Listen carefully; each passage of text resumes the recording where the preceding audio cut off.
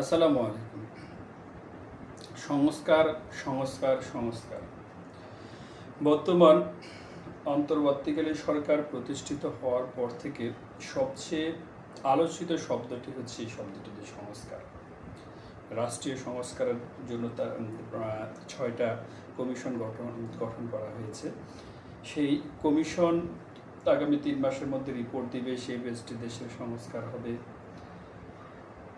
সেই কমিশনের ৬জন ব্যক্তিকে নির্ধারণ করে দেওয়া হয়েছে এবং তারা তাদের নিজস্ব কমিটির মাধ্যমে দেশের সংস্কারের জন্য বিভিন্ন বিষয়ে সঙ্গে সংবিধান, নির্বাচন কমিশন এবং অন্যান্য বিষয়ে সংস্কারের জন্য প্রস্তাব করবে।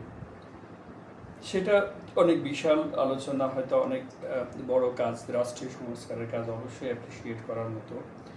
কিন্তু কি হবে এই সংস্কার দিয়ে? সংস্কার করে কি আমাদের পরিবর্তন আনা সম্ভব? আমার কাছে মনে হয় না। এই জন্যই যে আসলে বর্তমানে আমাদের দেশের যেসব আইন বিধিবিধানগুলো আছে, সংবিধান আছে, সেগুলো দিয়ে কি একটি রাষ্ট্র পরিচালনা করা কি যথেষ্ট না?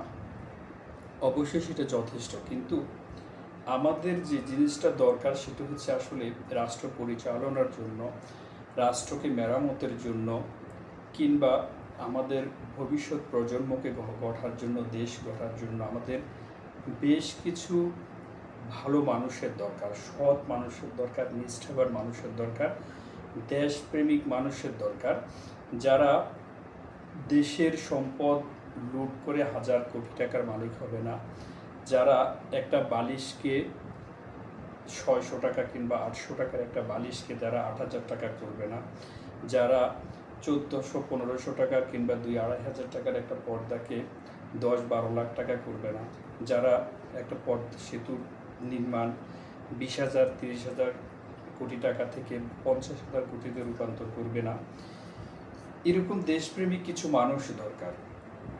দেশপ্রেমিক মানুষ না হলে, সৎ মানুষ না হলে, নিষ্ঠাবান মানুষ না হলে কোনো সংস্কারে এই দেশ না, পৃথিবীর কোনো দেশে এই সংস্কারের কাজ হবে না। এই কারণে যে সংস্কার করলেন আপনি করার পরে সেই সংস্কারটা আপনি কাঁধ দিয়ে সেটা অ্যাপ্লাই করবেন, সেই মানুষগুলো যদি সৎ না হয়, কি হবে এই সংস্কার দিয়ে?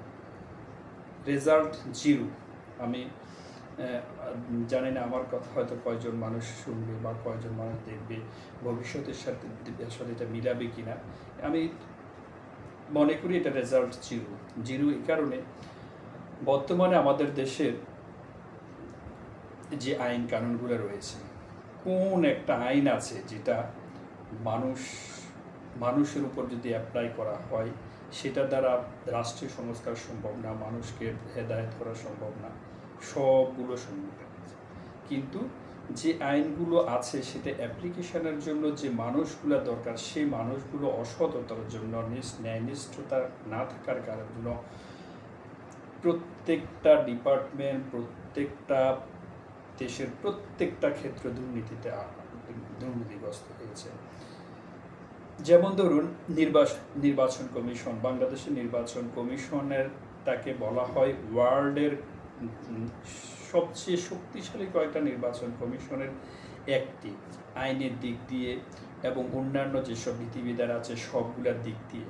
কিন্তু আমরা গত 2-3টে ইলেকশন দেখেছি যেখানে রাষ্ট্রের সর্বোচ্চ প্রধান বলে যে আমরা ভোটের মাধ্যমে নির্বাচিত হয়েছি, যেখানে 4% থেকে 5% ভোটকে 40% উন্নীত করা হয়। কে করেছে? এই মানুষগুলো করেছে। কিন্তু নির্বাচন কমিশনের আইন কি সেটা বলে যে মানুষের 4% ভোটকে 40% করতে হবে? এবং যেখানে রাষ্ট্রপ্রধান বলতো যে আমরা সরাসরি ভোটের মাধ্যমে নির্বাচিত হয়েছে, যখন সরাসরি মিথ্যাচার করা হতো, সেই মিথ্যাচারগুলো কে করতো? সে মানুষ করতো।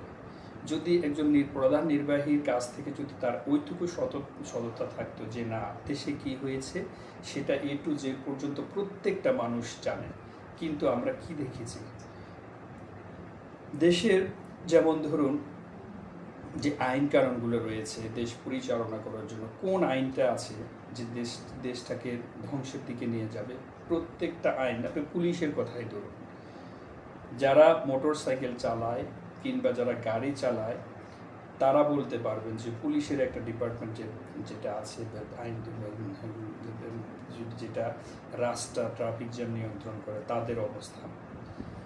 এই পুলিশ দিয়েই তো নির্বাচন চলতো, এই পুলিশ দিয়ে সব। কিন্তু আমি গত বিশেষ করে অনেকগুলা যেখানে আন্দোলন সংগ্রামে দেখেছি, নিরীহ অনেক মানুষকে ধরে নিয়ে 50,000 1 লাখ টাকা দিয়ে ছেড়ে নিয়ে গেছে।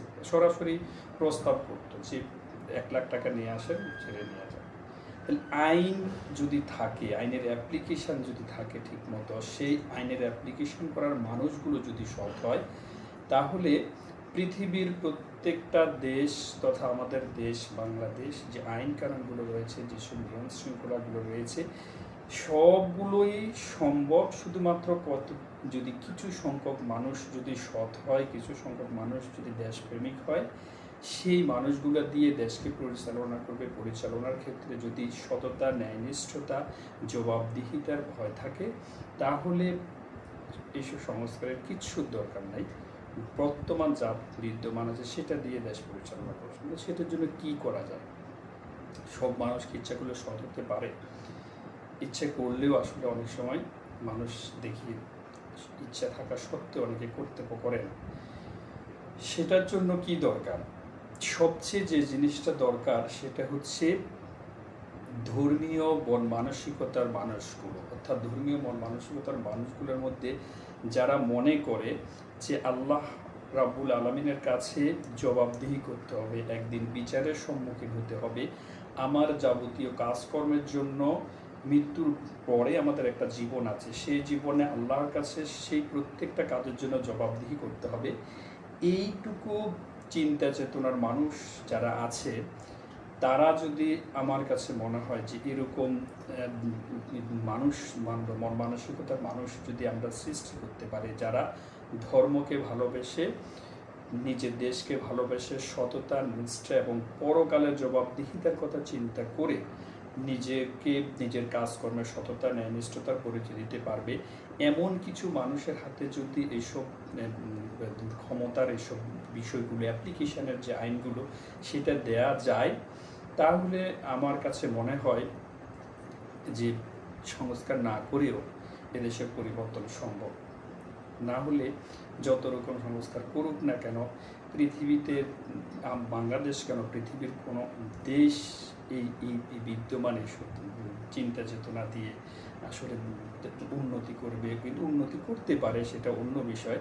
কিন্তু আমাদের দেশের মতো যে দেশগুলোর যে সমস্যা, আমরা যারা সাধারণ মানুষ, হয়তো একদম ম্যাটেরিয়াল পর্যায়ে, নিম্ন পর্যায়ে অনেক মানুষের সাথে অন্য হাতে মিশি, দেখি, কথা শুনি, মানুষের যে আসলে চিন্তা চেতনা, মানুষের যে দেশ নিয়ে যে ভাবনা, সেই জিনিসগুলা আসলে কার কাছে ন্যস্ত করবে? সে ন্যস্ত মানুষগুলো যদি সৎ, ন্যায়নিষ্ঠ হয়, হয়তো কোনো সংস্কার ছাড়াই আমরা সব কিছু পরিবর্তন করা সম্ভব। তো এই সব পরিবর্তনটা যদি মানুষ, যারা দায়িত্বশীল মানুষ আছেন, সেই মানুষগুলো যদি আসলে দায়িত্বশীলতার জায়গা থেকে যদি ন্যায়নিষ্ঠভাবে দেশকে ভালোবাসে, পরকালের কথা চিন্তা করে, যদি তাদের দায়িত্ব পালন করে, তাহলে আমার মনে হয় কোনো সংস্কার ছাড়াই দেশের সব রকম সব পরিবর্তন সম্ভব, দেশের উন্নয়ন সম্ভব, যেটাকে যার দ্বারা আমরা আমাদের দেশ এগিয়ে যাবে, দেশের মানুষ এগিয়ে যাবে। বর্তমানে যে অবস্থা আসলে, যেমন শেখ হাসিনার পদত্যাগের পরে, দেশ ত্যাগের পরে আমরা অনেক কিছু দেখছি, অনেক কিছু আমরা যারা একদম নিম্নবিত্ত, মধ্যবিত্ত ফ্যামিলির, উচ্চ মধ্যবিত্ত ফ্যামিলিতে যারা হয়তো পরিচালনা বা আছি, বা যারা এইসব ফ্যামিলির সাথে রিলেটেড আছে, আসলে না বিশ্বাস আসলে দেশের যে অবস্থা, দ্রব্যমূল্যের যে ঊর্ধ্বগতি এবং অন্যান্য যেসব বিষয়গুলো আছে, সেই বিষয়গুলো আসলে মানুষের কারা সেটা পরিচালনা করছে। এক সময় সিন্ডিকেট ছিল, সেই সিন্ডিকেটটা এখনও কেন ভাঙতে পারেনি, সেই সিন্ডিকেটটা কার হাতে, এইসব বিষয়গুলো আসলে কে পরিচালনা করছে, সেই মানুষগুলো যদি সৎ হয়, আমরা সংস্কার ছাড়াই দেশের পরিবর্তন করতে পারবো। এটা সবাই হয়তো আমার সাথে অনেকে একমত নাও হতে পারেন। তবে সংস্কারের জন্য যেসব সময় ক্ষেপণ করা, সেটা ক্ষেপণ না করে সেই ক্ষেপণের জায়গাগুলোতে সেই জায়গাগুলোতে কোন মানুষ দ্বারা পরিচালনা করলে এইসব আইনগুলোর অ্যাপ্লিকেশন সম্ভব হবে সেই নিয়ে চিন্তা করলে আমার মনে হয় সময় ক্ষেপণ না করে অতি অল্প সময়ের মধ্যে সংস্কারের জায়গাগুলো বাদ দিয়ে যে মানুষের আইনের অ্যাপ্লিকেশনের মানুষগুলোকে পরিবর্তন করতে পারলেই সব কিছু পরিবর্তন হয়ে যাবে বলে আমি মনে করি। আসসালামু আলাইকুম রহমতুল্লাহি ওয়া বারাকাতুহু।